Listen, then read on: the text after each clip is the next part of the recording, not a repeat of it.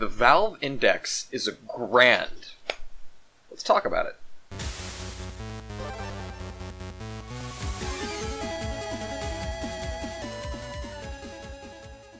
Yo, what's up everyone, LegendBegins here, and we are going to be talking about Valve's new headset, the Valve Index. And for those of you who are not familiar, a small company that you may or may not have heard of them, kind of irrelevant now that we have the Epic Games Store, but Valve, the largest games distribution platform on the internet, just released a VR headset.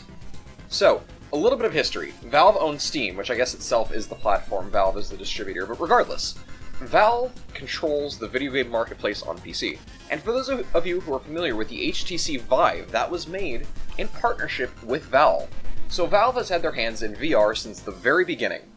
And one might even argue that Oculus tech was borrowed from Valve. So, really, Valve is almost the source of everything VR that we have. So when Valve came out and said, hey, we're making a VR headset, or when people leaked it kind of back last summer that Valve was working on a VR headset, people got excited. People were glad that finally this behemoth of VR was going to be making their own first-party piece of hardware. And then it was released. Or at least it was announced yesterday, along with pre-orders coming out in 3 hours. So that's exciting. Now, just to get to the meat of the problem, those of you who've been with me for a while know very well that I am much opinionated in matters of internet things, VR things, and just in general. In fact, I made a video a while back titled "The Oculus Rift is $600," with a little frowny face attached to it because I was not happy about that fact at the time. Oculus is actually doing very well right now in terms of pricing and customer kindness, even though I hate Facebook, but they're doing a very good job the VR market right now, and they're doing a massive work in ensuring adoption ends up happening. So if you would have told me 3 years ago that, hey Legend, you're going to be saying that Oculus did a good job in 2019, I would have called you crazy. But, first time for everything, I guess. So, I guess the question is just if you want Facebook in your home with that much data. But that's not what we're here to talk about today. Then I made one saying, the HTC Vive is $800. I'm okay with that, and here's why. The Valve Index is $1,000. And, as I'm sure you guys can see from the thumbnail, my response is, Valve, what are you thinking? Like, I understand that you want to make a headset that is, like, the best of the best, that is the gold standard, that is the index, got me there, on what VR should be. However, you don't release a VR headset that's more expensive than almost every other VR headset, except for those in the premium market, such as the Vive Pro, for a premium price that has specs that are slightly better than what we have now. I will admit, every single one of the specs on the headset is very good. I really like this headset. It is solid. But it is not $1,000 Gen 2 solid. If you want to say, okay, each generation of VR takes about 4 years. And this is just like a preview of Gen 2. And that's why it's expensive. That's fine. But really, this headset has one definable feature that differentiates it from every other headset on the market, which is good. I am very glad they're doing that. And for some reasons, it actually is priced fine, which we can get into in a little bit. But as a whole, the package, for the intro person who's saying, I don't have a Vive, I don't have a Rift, which won't help you because you don't have base stations, I do want the controllers, give me the full package. I don't think this is the headset to get. So why? Well, let's go ahead and pull up the specs page. And this is off of the Reddits, as some people like to call it, but just ignore that for now. So we see the price for everything is $1,000. The controllers and the headset are $750. So the controllers themselves are about $280, I believe, which isn't great. They're controllers. That's been a big deal about the Valve Index for a long time. Not just the Index. Valve has been working on these Knuckles controllers for ages. And what they do is they strap onto your hands, and they allow you to have very close interactive experiences in VR, and you can even let go of them. So it's supposed to be able to simulate a more realistic feeling of being in the VR world. And so everybody expected those to be, you know, 200 maybe. It's like the high end. But here we have 280. Whatever, controllers. I guess we could live with expensive controllers. Headset, by itself, and it's not listed right here, but the headset itself is $500. That, I think, is actually reasonable. I don't have much of a problem with a $500 VR headset. In fact, when the Index was first announced without any pricing or details, I was thinking, well, if this thing is really that good, then maybe my cap is $500 if I just want to upgrade my Vive. Because it's compatible with all the old Vive hardware. You can, if you have a Vive, an HTC Vive, you can pick up an Index, only the headset, no controllers, no base stations, and it'll work with your Vive controllers, it'll work with your Vive base stations. So that's a nice feature. For those of you who just hate the Vive ones, because apparently some people do, I personally really like them because they simulate tools really well, but that's a discussion for another video. Then maybe you have to have the controllers. Maybe that's a deal breaker. Maybe that you've fallen in love with those Oculus Touch controllers, with those wrapper underhand form factor that some people seem to love. And you just gotta have these glove controllers. Or, excuse me, I wish. No, the knuckle controllers. Fine. It's really your choice in the end. But for the person who's saying, I just want this overall package, I want to buy it as a set, I don't think that this is the headset I would recommend for you. Unless you're just like, I mean, even if you are just throwing away money, do I recommend it then? Because I might say no. My problem with the Valve Index, maybe I should have put this at the beginning of the video, is not the fact that it is lacking in any particular category. It isn't the fact that it's priced really high. It's the fact that I don't know where the market for this headset is. Because, like, if I have somebody who wants high-end VR, they're willing to spend all the money in the world on the best headset in the world. I mean, we have industrial-grade headsets, like the VR1, that's insanely good, but nobody can afford it because it's like $4,000, which is understandable. It's a business headset. I don't care about those things. Or you have the high-end consumer headsets from Pimax, amazing company, by the way, in terms of what they've actually managed to do with their Kickstarter funds, but besides the point. Pimax headsets, they want to spend $700 on the Pimax 5K, or $800 on the 8K. They can downscale, make sure their PC can run it, etc. They'll be fine. I mean, that's good. You can buy some old Valve base stations for the Pimax, or I guess use whichever ones they're coming out with, get their controllers and you'd be good to go. Or even the Pimax and use the Valve Index controllers if you want to mix and match. And I gotta grant it to Valve, good on you for allowing mixing and matching. But what is the market for this full headset set? The Valve Index headset, the Valve Index base station, the Valve Index controllers. What consumer wants to buy them? Because if $1,000 is too much for you, then you've got plenty of options on the low end. Like I said, I never thought I would say this, but the Oculus Rift S is a really good headset for a really good price.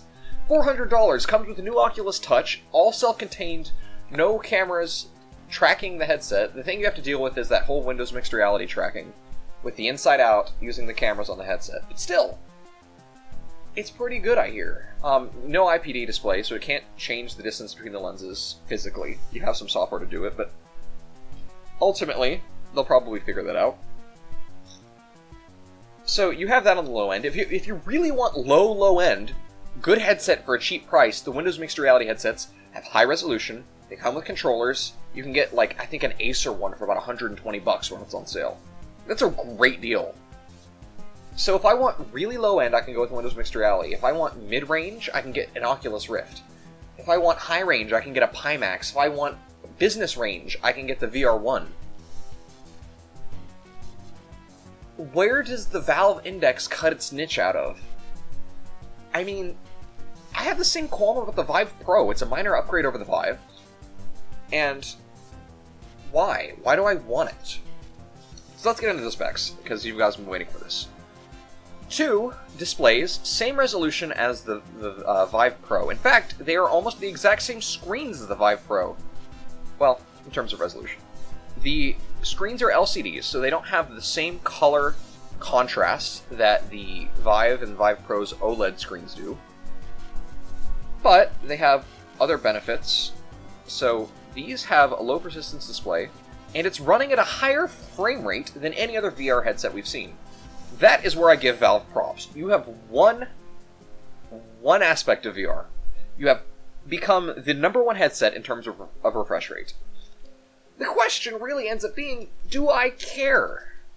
And for me personally, the answer is no. I don't really care that much, because refresh rate's fine, from my perspective.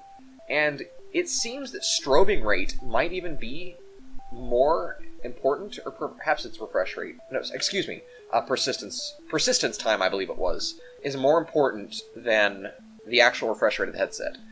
That's just what I've heard. I don't know much. I heard about it, read about it from Blurbusters. So if you want to read more into that, look up their website. So, but it seems that refresh rate might not even be the be-all and all in terms of making the smooth, buttery VR experience.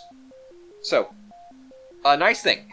It has a full RGB display, not a pen tile. That means that the original Rift and Vive Pro headsets have a pen tile OLED display, which means it has 2 subpixels. So subpixels, every pixel is made up of a certain amount of subpixels, which allow it to light up in certain colors. The Valve Index has 3 subpixels, one for red, one for green, one for blue. So that, theoretically, no, actually gives it a large number of subpixels greater than those 2 headsets. So it technically has 1.5 times as many subpixels as the Vive Pro. But again, it does increase perceived resolution, but it doesn't mean that the experience is going to be revolutionary. It's not like multiplying the resolution by 1.5. So, they have double 2-step lenses. They have 2 sets of lenses. It's kind of reflected in the Valve Index's logo. And is that here? Maybe it is. Yes, so right up here at the top of the page, the Valve Index logo. It's supposed to represent their 2 lenses. Yeah, I guess it's helpful. I've heard mixed opinions on whether or not it reduces the amount of glare that we get on the lenses. A lot of people hate that. It's a minor inconvenience for me. I'm personally one of the people able to ignore a lot of the flaws in VR, so it doesn't really bother me. But a lot of people hate it, and I've heard reports that it's better, I've heard reports that it's worse. I don't know for this headset specifically. Field of view. Another thing that could have cut out top range I'm working on. This field of view is 130 degrees. Yes, that is 10 to 20, closer to the 20 side degrees more than the HTC Vive and the Vive Pro. Even more than that when you consider the Rift, and actually FOV is one of the biggest qualms I have with the Rift S, because it's actually pretty small. But regardless, that is how much you're able to see of the virtual world, into your peripheral vision. 130 is good, but it isn't the Pimax's 200 degrees. That is the niche that Pimax has cut out for itself. It is the high-resolution, high-field of view VR headset, and that is perfectly fine by me. It has cut out its role in VR. The Valve Index, for $200 less, has lower resolution screens, about the same as the Vive Pro, more subpixels, which is nice, and it has this 130-degree field of view, which is better. Like I said, it's creating itself as this overall better VR headset. Every spec is the best of the average. But that's my problem. The only place where it outshines every other headset is in refresh rate, and I don't think that matters nearly as much. It almost feels like it was put in there as an afterthought. Because we know that Valve was experimenting with HDR headsets, high dynamic range. We know that Valve has been experimenting with eye tracking. If this headset were $1,000 and it had eye tracking that NVIDIA could use, and AMD I guess, to do foveated rendering, I would instantly say this is the headset, we are in the future, this is Gen 2. The problem is it doesn't. It does not have a distinguishing feature that makes this a Gen 2 headset. Let's just keep going. You can get the Lighthouse 2.0 sensors. Kind of the same as Lighthouse 1.0. It has 1 motor instead of 2. It has a little bit of a larger horizontal range, a little bit of a smaller vertical range. Lighthouse 1.0 works fine. It has 2 open-air speakers, so these create a sound field around you, which means that they don't actually touch your ears, which people were wondering about since they're metal speakers. I'm not sure if I like that, because I don't want people to be able to, listen to me slaying goblins in my games or something. I'm one of those people who really doesn't like to disturb others, and I just don't want to make a racket, so if people are around me, I'd hate the idea that I'm bothering them. So the idea of having this sound field headset that makes it so everyone in the room can hear what you're doing in VR, I don't know if I'm comfortable with that, because I think that I would personally feel like I'm bothering everybody around me if they're just hearing the sound coming out of my headset. So, that's my opinion on it. Some people might like it better, some people might like it worse. I don't think that's really a distinguishing factor of the Valve Index. So, it's a thing.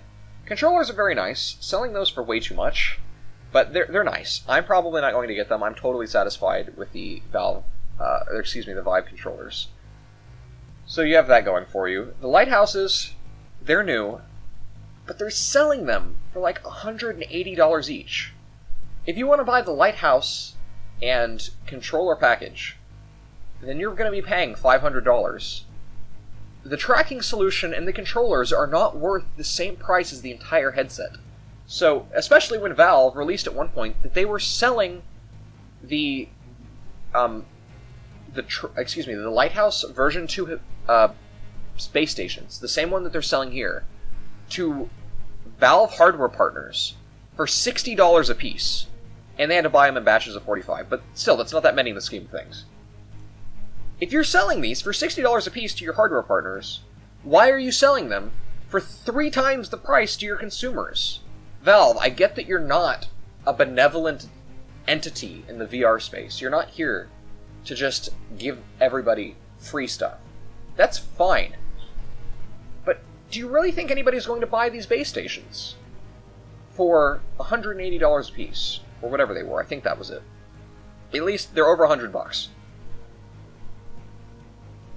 And you're not even selling trackers with them. You could sell those things for really cheap. If you sold those for dirt cheap, little trackers that you could attach to objects would just take off.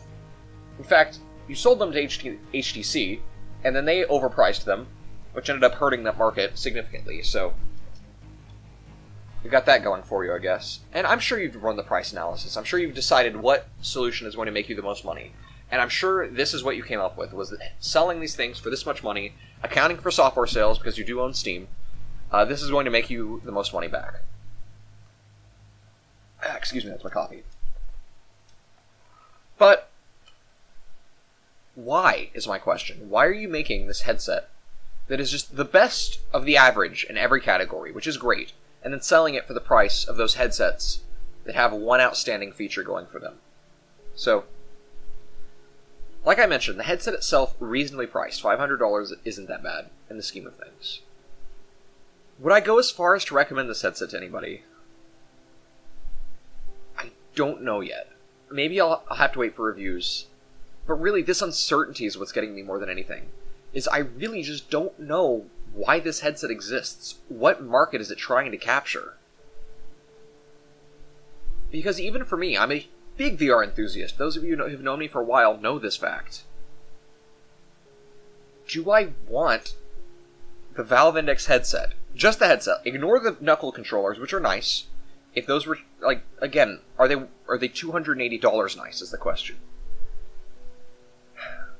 So, who is this for? Me as a VR enthusiast, am I willing to spend $500 for this overall upgrade in just about everything? I don't know. Not right now. My personal decision is I'm going to wait, and if it ever goes on sale, then I might buy one.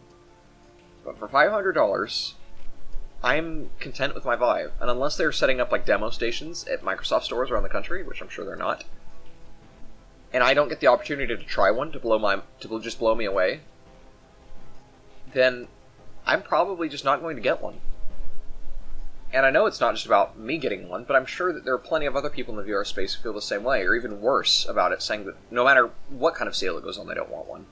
And I'm sure I do know for sure there are enthusiasts out there who are saying, oh man, that's a perfect price, there's no problem with that, we're going to absolutely buy this no matter how much it costs. But ultimately, what was your end game, Valve? Topical pun on accident. Regardless, Valve, what were you trying to go with when you made the Valve Index? If you're capturing the high end, why is nothing outstanding other than refresh rate? You're clearly not trying to capture the overall VR market, saying, hey, we're going to bring the consumers into the VR space as people thought you were going to do. Here is true Gen 2, we're selling it for $600 full package, have fun. Some people might have called that unreasonable, some people might have called it very reasonable. It really doesn't matter, because this isn't a VR headset for the people getting into the VR game. At least not for those with limited budgets. I have a lot of friends who would love to get into VR, and they're just like, it's too expensive. And for some of them who don't even have a gaming computer, I would just say to get an Oculus Quest. And it makes me sick to say that, because I don't want to support Facebook. I don't want to support Oculus. I once did. But ever since the buyout, I have a bad taste for Oculus. But really, right now, they're kind of doing everything right. It almost feels as if the entirety of the VR headset space knows what they're doing. You have the high-end headsets, you have the business-grade headsets, and you have the mid to low-range headsets, from Windows Mixed Reality to Oculus. And then you have Valve and HTC. And I really just don't know what they're trying to do. So, that's pretty much the entirety of the Valve Index being $1,000 for the full package. Again, headset, decent price, $500. Is it worth it? I don't know. I'd have to try one to find out. I probably won't get one unless it's on sale.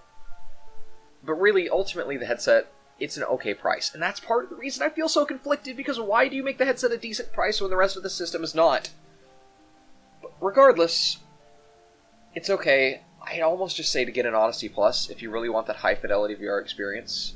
I know HP is coming out with the Reverb headset, which is apparently also really decent, with really high 2K by 2K displays. Honestly, what I would say is just to wait.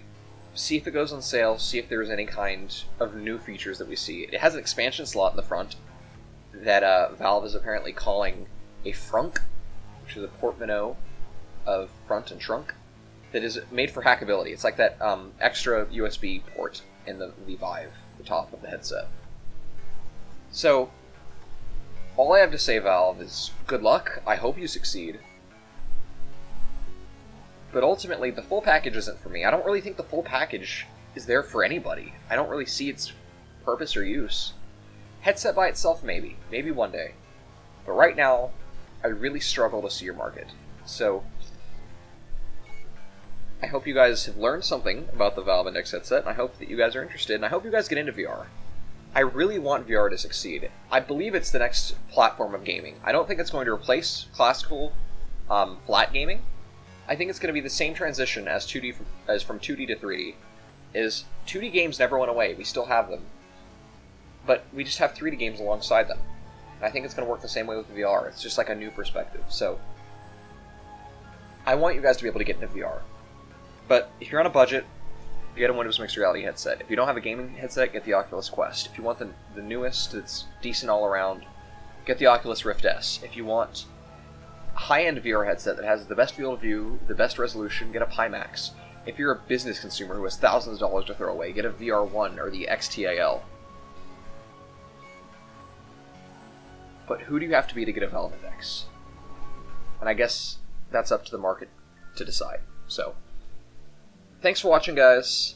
I really appreciate your attention. Let me know what you think in the comments. Make sure you let me know exactly what you think about my opinions and about the Valve Index headset, and feel free to yell at me. So thanks for watching, and I'll see you guys next time. Goodbye.